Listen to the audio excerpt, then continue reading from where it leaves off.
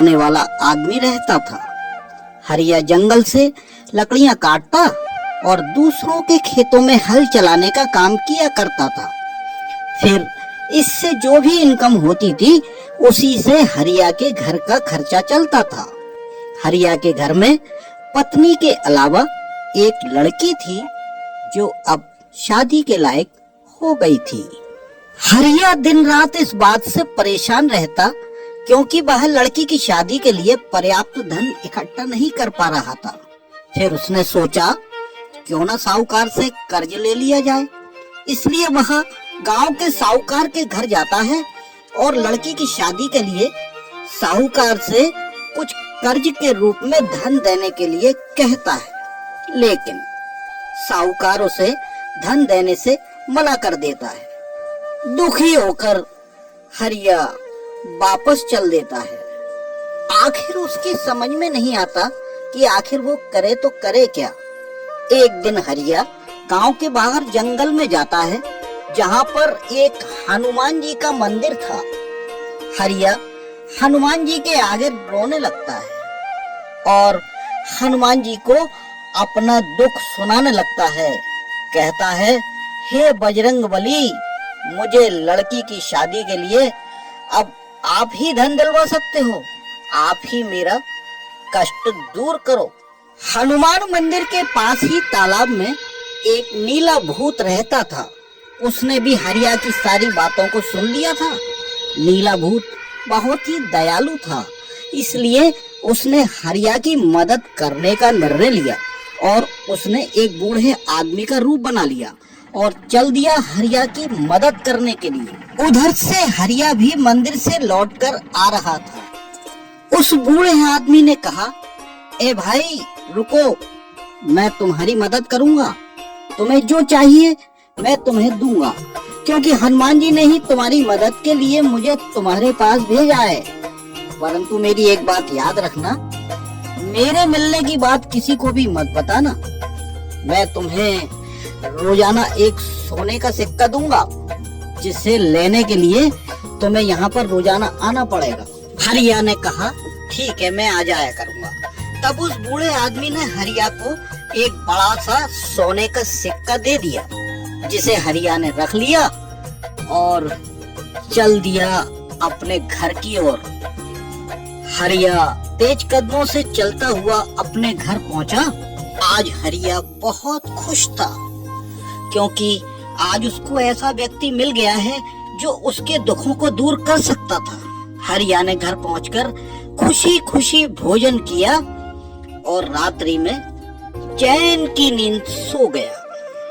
सुबह हरिया बैलों को लेकर खेतों में हल चलाने के लिए चल दिया। आज उसका मन बार बार उस बूढ़े आदमी को ही याद कर रहा था। दोपहर में हरिया ने जंगल में जाकर लकड़ी काटी और एक बार फिर से अपने घर की ओर चल दिया। घर पर जल्दी जल्दी पहुंचकर उसने लकड़ी को रखा और जंगल में वहीं पहुंच गया जहां वह बूढ़ा आदमी उसे सोने का सिक्का देने वाला था। अनुसार उस बूढ़े आदमी ने हरिया को सोने का सिक्का दे दिया, जिसे लेकर हरिया खुश होता हुआ अपने घर की ओर चल दिया। दिन पर दिन बीतते गए। हरिया बहुत खुश था। अब तो रात को सपने में भी वह सोने के सिक्के बरस रहे हैं ऐसा देखता था। कभी वह देखता कि वह सेठ बन गया है और उसकी पत्नी सेठानी। कभी वह आलीशान घर और उसके बाहर खड़ी हुई कार का सपना देखता था और कभी वह ऐसा भी देखता था कि वह हीरे मोती का बहुत बड़ा व्यापारी सेठ बन गया है। कभी तो वह ऐसा भी देखता था कि वह रूपनगर का राजा ही बन गया है।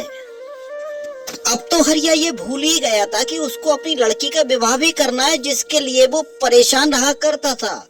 लेकिन एक दिन हरिया की पत्नी ने उसको समझाया, देखो, अब हमें लड़की की शादी करने में और ज्यादा देर नहीं करना चाहिए। आखिर हम कब तक लड़की को घर में बिठाए रखेंगे?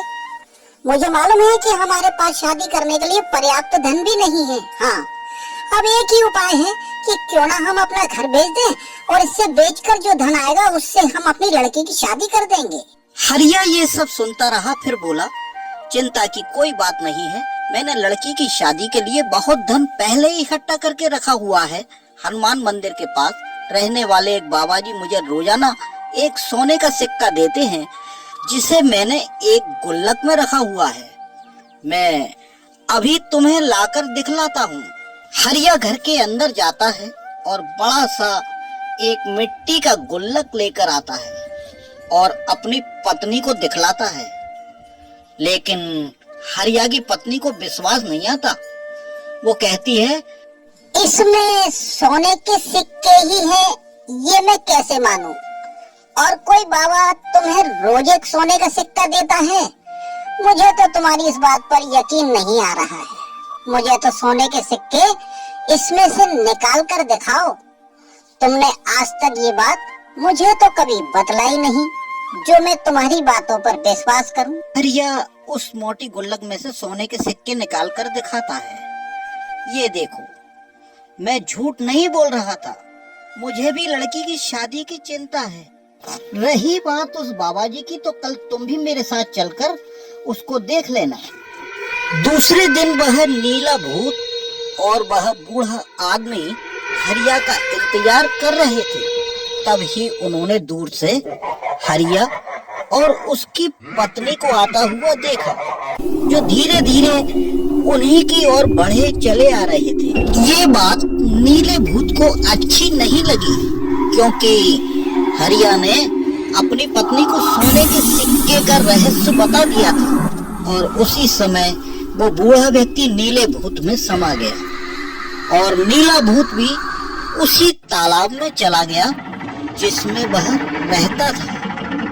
हरिया और उसकी पत्नी उस दिन वहां किसी के ना मिलने पर वापस अपने घर आ गए। हरिया के बड़े बड़े सपने जो उसने देखे थे वह तो पूरे ना हो सके, लेकिन जो धन उस बूढ़े आदमी ने उसको दिया था, हरिया ने अपनी लड़की की शादी जरूर धूमधाम से कर दी थी।